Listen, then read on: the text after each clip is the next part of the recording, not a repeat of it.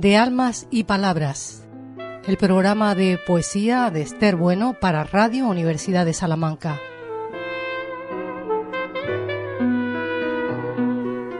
El segundo y el cuarto miércoles de cada mes a las 12 de la mañana en El Mirador. De Almas y Palabras con Esther Bueno.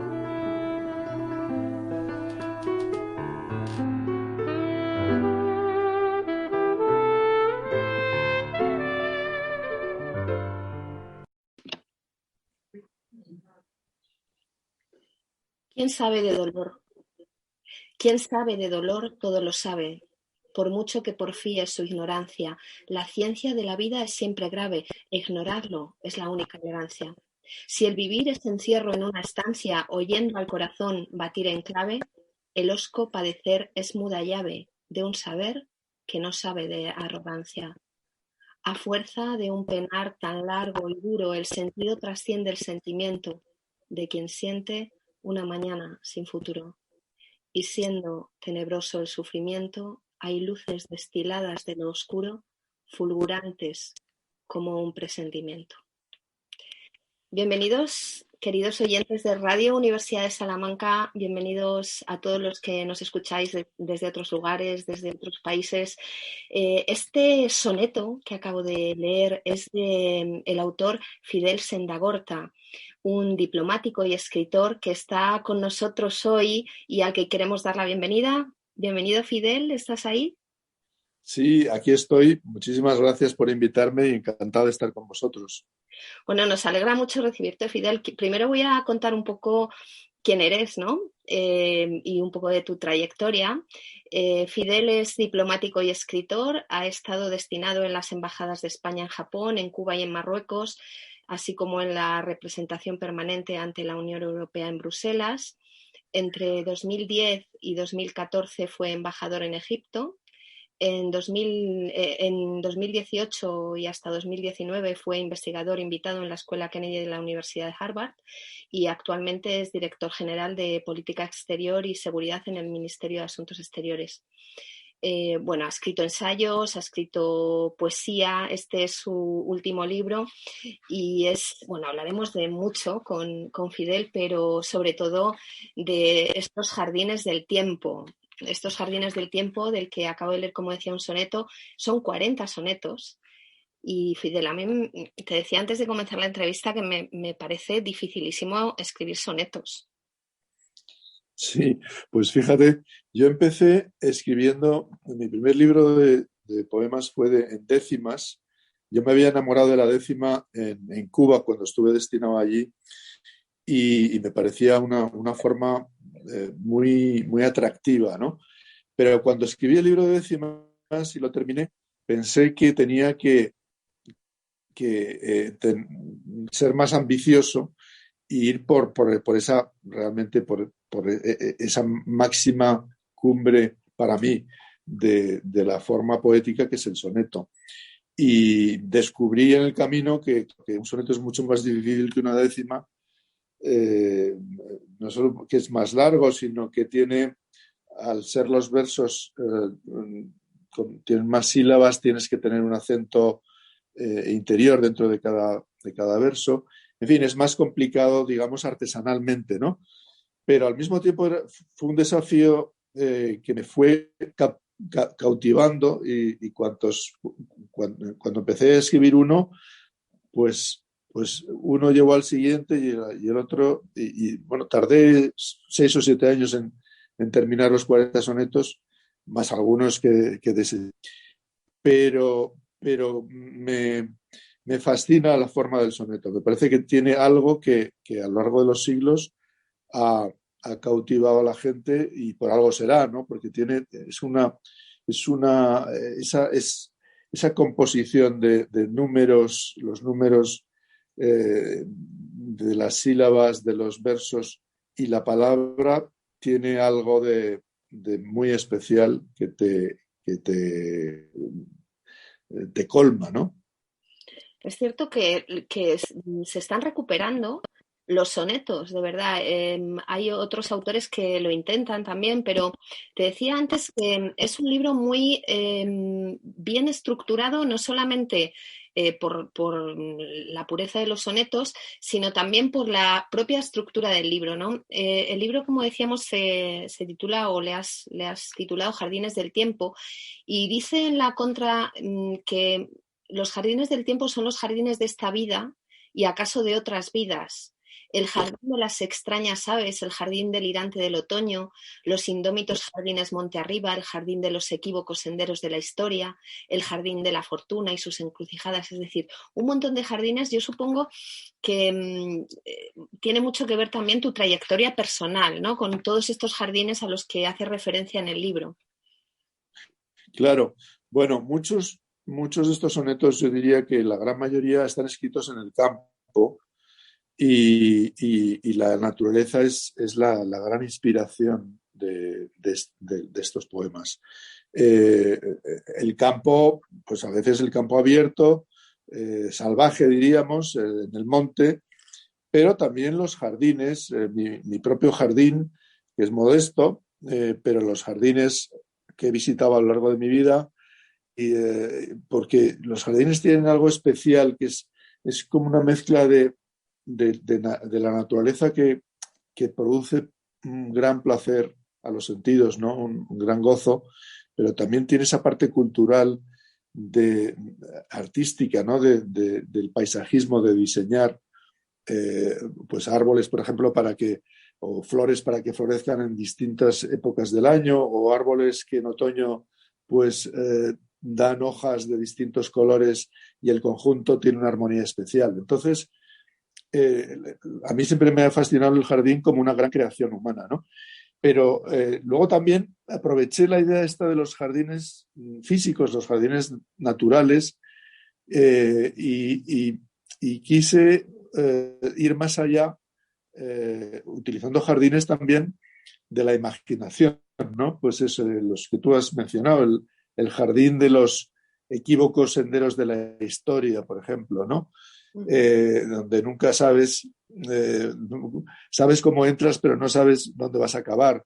El jardín de la fortuna, ¿no? Que con sus senderos bifurcados, que no sabes si tomar un camino o el otro, y al final poco importa porque lo que te va a pasar no depende de esa elección, sino en el fondo del destino o del azar, ¿no? Bueno, y el jardín de invierno de la muerte, que es esa metáfora de una fase última de nuestras vidas en las que de alguna manera seguimos existiendo pues de otra manera en otro sitio que yo llamo un jardín, ¿no? Pero o sea, hay jardines que son reales, hay naturaleza de verdad, y también hay también eh, el jardín como motivo, como excusa para traer a colación pues otros grandes temas de la poesía clásica, ¿no? Yo te tengo que reconocer que he estado buscando los jardines que se describen, ¿no? En la presentación del libro, y ha sido un ejercicio bastante poético, bastante interesante, ¿no? Buscar pues todos estos jardines, el jardín de la fortuna, el jardín de la partida y el regreso, el Edén de los diletantes y los enamorados, que me parece preciosa la frase, precioso el concepto, ¿no? Y luego también yo creo que en este libro hay mucho de reflexión sobre la vida, ¿no? Muchas veces se piensa que los sonetos son, no sé, como cosas muy cerradas y controladas, pero en tu libro yo denota una... Creo que has volcado partes de tu existencia personal, ¿no? Partes de momentos específicos de tu vida, ¿no? También, hombre, hay algunos, esta Breda, esta Notre Dame, es decir, que hay algunos puntos que podemos los lectores localizar exactamente, pero hay otros puntos que son mucho, que creo yo, o como lectora te digo, que has volcado mucho de tu interior, ¿no? De tu forma Sí, de ser. sí, tienes mucha razón. Hay algunos inspirados en, pues hay algunas películas, una que a lo mejor la habéis visto, que se llama Guerra Fría, que me gustó mucho en su momento, y otra que es eh, Todas las mañanas del mundo, Ujú. y hay cuadros como los que tú has citado, y, y hay pues momentos como pues el de la pandemia que hemos vivido o el incendio de la Catedral de Notre Dame. Ujú. Pero bueno, luego hay otros momentos que son momentos muy personales, que son momentos en los que he tratado de plasmar, pues en el soneto que tú has leído, por ejemplo, hasta qué punto el dolor es una parte importante de nuestras vidas y de alguna manera va conformando nuestras vidas, pero también hay una manera eh, de vivirlo que no es puramente negativa, sino que hay un aspecto luminoso en la manera de asumir esa parte de dolor que tiene la vida. Pero bueno, también, además del dolor, hay esos gozos de la naturaleza, del amor, de la amistad, que a veces responden a momentos concretos. Luego, si quieres, te puedo leer, por ejemplo, el que tiene que ver con la amistad, que Sí, por favor. para mí son momentos acumulados de encuentros con amigos y amigas, que a su vez te llevan a otros encuentros recordados en el pasado, ¿no? Y Adelante. bueno, pues mira, este se llama, bueno, lo voy a tener que mirar en el índice, no te digo más. No pasa nada. Esperamos un momentín. Bueno, pues ya aparece. Se llama Lumbres del pasado. Ujú. Adelante. Y dice así: la luna allá en el frío merodea y arden encinas de brasas fragantes. Fieros fulgores en la chimenea prenden nuestros sentidos crepitantes. Saltan chispas y risas sofocantes. El vino con el humo devanea. Vuela una llama y muda sin idea que ilumina memorias y semblantes. Viajamos a otras lumbres del pasado bajo el tácito ardid de las estrellas que simulan un tiempo congelado. Desandando, seguimos nuestras huellas y contamos su rostro recobrado en fuego, en humo, en brasas, en centellas. ¿Sabes? Lo que pasa que tienen un ritmo impresionante los sonetos, tus sonetos, ¿eh? A mí me gustaría, ya que estamos en un feedback, me gustaría leer uno que Sí. me ha parecido muy evocador, ¿no? Y bueno, siempre se relaciona mucho la poesía con el romanticismo y a mí me gusta hacerlo, ¿vale? Aunque escribimos de muy diferentes cosas, pero este soneto que voy a leer tuyo me parece muy evocador, como digo. Se titula Los serenos días.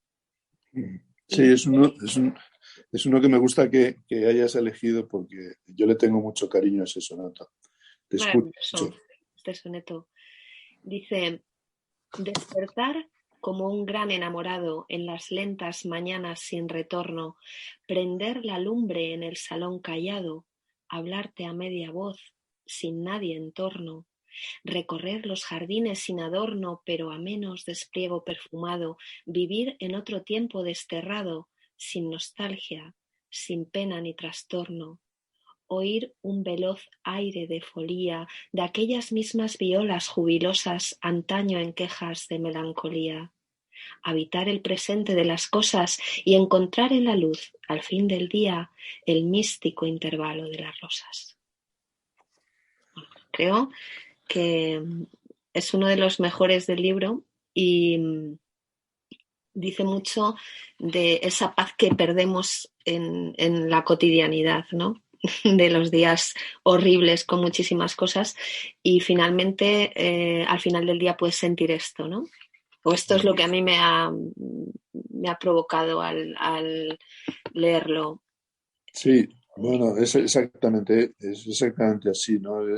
Ese recuperar la serenidad en el campo, lejos de las prisas y de los afanes, y también quizás recuperar la serenidad, pues ya con el paso de los años, que tampoco ya tienes en fin, las prisas y las ambiciones de cuando eras joven y ves, simplemente disfrutas con momentos que son efímeros, pero que te dejan mucho, ¿no? Que son muy valiosos, y más aún si los ilumina el amor, ¿no?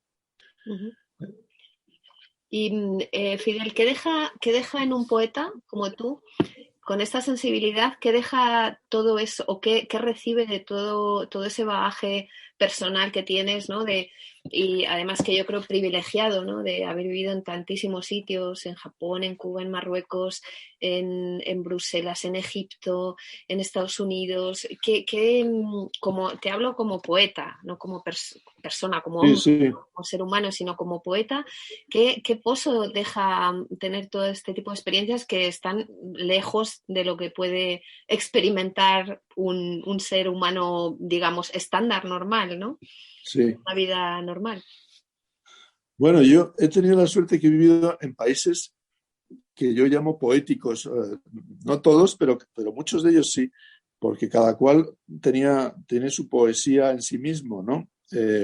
Japón la tiene, pues porque tiene una estética que nos, quizás porque es tan distinta de la nuestra, pero que nos atrae poderosamente, igual que a ellos les atrae la nuestra, ¿no? A ellos les atrae la obra de Gaudí y el flamenco, y a nosotros nos atrae, pues, estos espacios, que son casi vacíos, pero que tienen mucha alma dentro, ¿no? Y ese respeto, esa cortesía exquisita cuando te cruzas con un japonés por la calle. Pero Marruecos también es un país muy poético, de otra manera muy distinta. Un país, pues que puedes hacer todavía unos viajes magníficos desde las montañas del Atlas hasta el desierto, ¿no? Y cruzas por ciudades como Marrakech, que era la entrada del desierto, de la entrada de África, ya al norte de África y a Europa, y donde estaba en su día, pues la corte del sultán, corte a la que estaba prohibido la entrada de los extranjeros. Y qué decirte de Cuba, ¿no? Cuba para mí quizás es el país más poético de todos, y allí es donde yo conocía a muchos escritores, yo llevaba los temas culturales en la embajada, conocía a muchos poetas, a muchos pintores, a muchos músicos, y de alguna manera yo creo que ahí me enganché especialmente con la poesía, ¿no? Con la que se escribía en Cuba, pero también con la que gustaba a los cubanos de la literatura española, que eran muy aficionados y te leían pues de pronto un poema de San Juan de la Cruz, ¿sabes? O de Juan Ramón Jiménez, que por cierto había estado exiliado ahí en la isla, ¿no? Entonces, bueno, de cada país te llevas algo que como que te va enriqueciendo, te va iluminando aspectos de la realidad, te va inspirando, aunque yo ya te digo, hasta que no llego a Cuba no me doy cuenta que hay algo en la isla que me ha convertido en un escritor, ¿no? Es curioso, ¿no? Que haya un momento en la vida, da igual en qué momento, hay gente que lo hace a los 16 o gente que lo hace muy tarde, pero es verdad que hay como un punto de inflexión en la vida, a los muchos escritores que entrevistamos aquí en la radio, y que cuando dices, bueno, tengo un clic y ahora es el momento, voy a escribir, puedo escribir. Lo que pasa, Fidel, que digamos, bueno, tú antes me decías que has escrito, bueno, pues ensayos, geopolítica, es decir, que, bueno, pues es un tipo de libro más sesudo, más de estar sentado, pero la poesía sale de dentro, ¿no? Entonces, cuando te das cuenta de que eres capaz de escribir poesía, es un poco como milagroso, ¿no? Sin entrar en el tema religioso, pero es como Sí, algo sí. espectacular, ¿no? Cuando Mm. dices, puedo escribir poesía, tengo ritmo dentro y no lo sabía, ¿no? Y a ti te pasó en Cuba. Me parece precioso. Sí, pues efectivamente, cada cual tenemos, me imagino, que nuestro método. Aunque yo siempre me había gustado escribir, había escrito como estudiante algunos poemas, pero en fin, luego más bien me dio por, eh, por el análisis de los asuntos internacionales, que era también mi trabajo. Escribí bastantes artículos sobre temas internacionales y luego ya escribí un par de libros. El último que salió el año pasado sobre China, la relación entre China, Estados Unidos y Europa, el triángulo ese. Pero claro, el análisis es muy cerebral, es, eh, eh, es, es una mirada que en realidad está fuera, a veces lo veo como más fuera de mí, ¿no? En cambio, la mirada poética, como tú dices, es una mirada que es personal, intransferible, ¿no? La poesía se alimenta de lo que tú tienes dentro y si no tienes dentro nada, pues no hay nada que hacer, ¿no? No hay nada que escribir. Eh, pero, pero para mí son dos maneras de escribir muy distintas y las dos complementarias, ¿no? Quizás la poesía la siento más como algo más precioso porque es más personal, en definitiva, ¿no? Pero ambas miradas me parece que son miradas complementarias y valiosas, cada cual a su manera. Bueno, es verdad, yo creo que cuando, o imagino, porque yo nunca he escrito un ensayo de este tipo como haces tú, pero quizás en un ensayo seas más académico, ¿no? Y por lo menos en este libro, en Jardines del Tiempo, es como un dejarse llevar, ¿no? Es decir, no tienes que ser académico, no tienes que contentar a nadie, solamente dejarte llevar. Y entonces creo que ese dejarse llevar es precioso, como decías tú, para la poesía, y en este libro se refleja en cada uno de los sonetos, ¿no? Un dejarse llevar, están muy presentes las rosas, la primavera, está muy presente el pasado, es nostálgico, ¿no? Un libro nostálgico. Eh, creo que espero que sigas escribiendo sonetos. ¿Está en tus Bueno, planes o no? pues mira, la verdad es que yo creo que una vez que empiezas es difícil decir no voy a escribir ninguno más porque no sé, tienes como el deseo, la ambición de escribir ese gran soneto perfecto, no perfecto en cuanto a su forma, pero que ese soneto que resuene en la memoria de la gente, que se convierta en un soneto memorable y como hay algunos que todos conocemos y que a veces no sabemos de memoria. Pero es decir, eh, que sí, la respuesta es, a mí el soneto me ha parecido que tiene esa magia de eh, esa combinación de ritmos, de forma y contenido eh, que van muy bien lo uno con lo otro, y luego esos ritmos que yo creo que a mí me ha ayudado también para pensar la naturaleza de una manera poética, porque la naturaleza también es puro el ritmo de las temporadas, ¿no? El transcurso del día y de la noche. Y pienso que el soneto con sus pautas marcadas de métrica tienen algo que es especialmente adecuado para aproximarte a una inmersión en la naturaleza que a su vez es, eh, es una inmersión que conecta con lo más profundo tuyo, ¿no? Esa es no sé, mi fascinación por el soneto y lo que he tratado de hacer y desde luego lo seguiré haciendo sin duda. No sé si me atrevo con otro libro, pero a lo mejor sí, ¿no? Hay que... Por supuesto, yo creo que escribir sonetos, como te decías, me parece difícil, pero también el ritmo lo tienes en el corazón, ¿no? Al final, en todo tipo de poesía, ¿no? Hay un ritmo que cada poeta tiene y el tuyo, en este caso, me parece que te va bien, ¿no? El soneto, que puedes expresar todo a través de un soneto. Y eso es maravilloso. Me gustaría que nos leyeras otro de tus favoritos y yo te haré también una contrarréplica con otro de los míos, si te parece. Muy bien. Pues mira, este no es de Jardines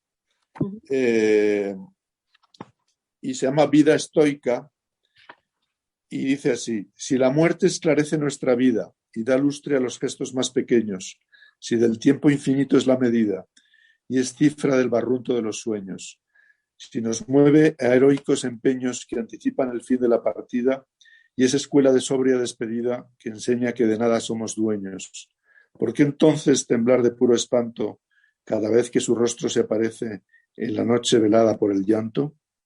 Mortal desde el momento en que florece, la belleza con su fugaz encanto a la luz de la muerte resplandece. Precioso.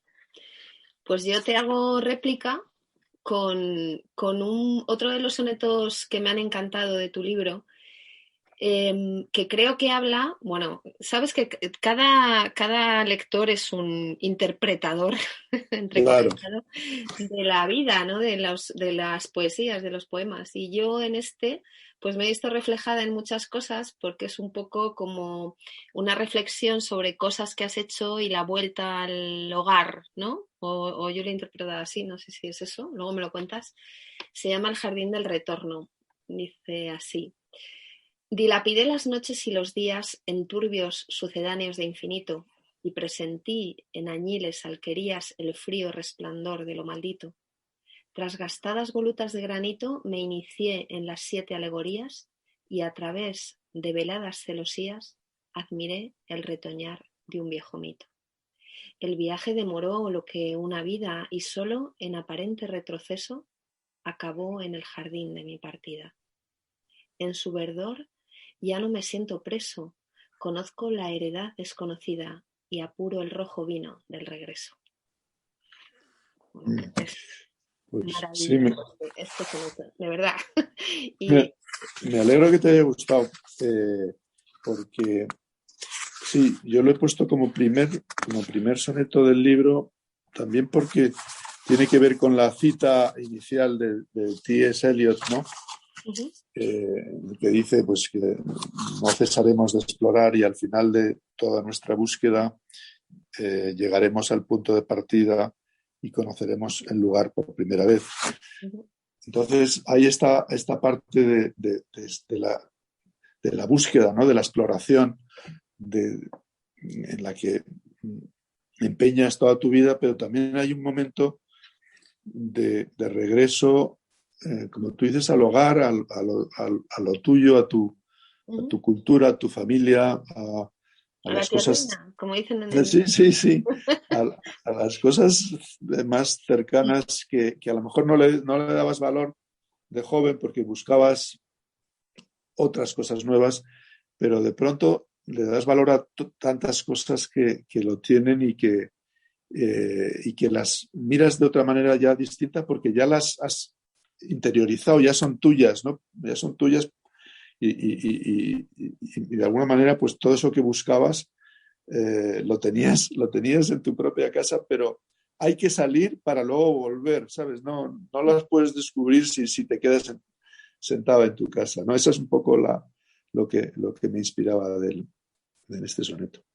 Pues me parece preciosísimo esta reflexión que haces de que hay que salir para luego volver, que no todo el mundo lo entiende. Pero es cierto, hay que salir para volver enriquecido, para volver nuevo, para volver mejor. Y hay que salir para contemplar cosas diferentes y ser otro, ¿no? Y también compartir eso que has aprendido.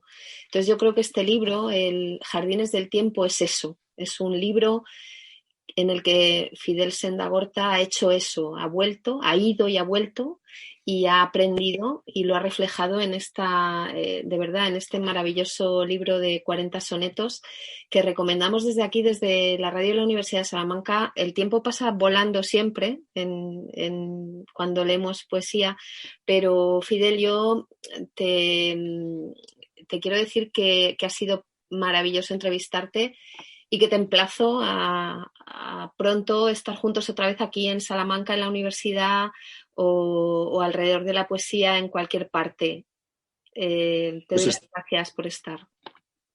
Esther, muchísimas gracias a ti y a la radio de la Universidad de Salamanca. Me encantaría participar en algunas de vuestras actividades, pero me ha encantado el cariño con el que has leído los poemas y has leído los sonetos y en fin, es un placer tener lectoras como tú y espero que alguno de los que nos escuchan se animen también a leer estos sonetos y a ver si hay algunos que les llegan como te han llegado a ti, algunos de los que has leído. Muchas gracias, Esther, y hasta muy pronto. Muchas gracias, hasta pronto y nos vemos seguro en Salamanca. Fidel, vamos a hacer algo juntos. Un beso. Hasta pronto. Chao. Chao. Un beso. Hasta pronto.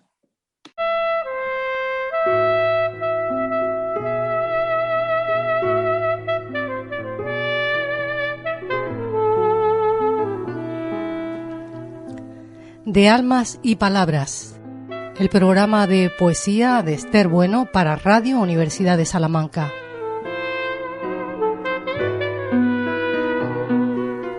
El segundo y el cuarto miércoles de cada mes a las 12 de la mañana en El Mirador. De almas y palabras con Esther Bueno.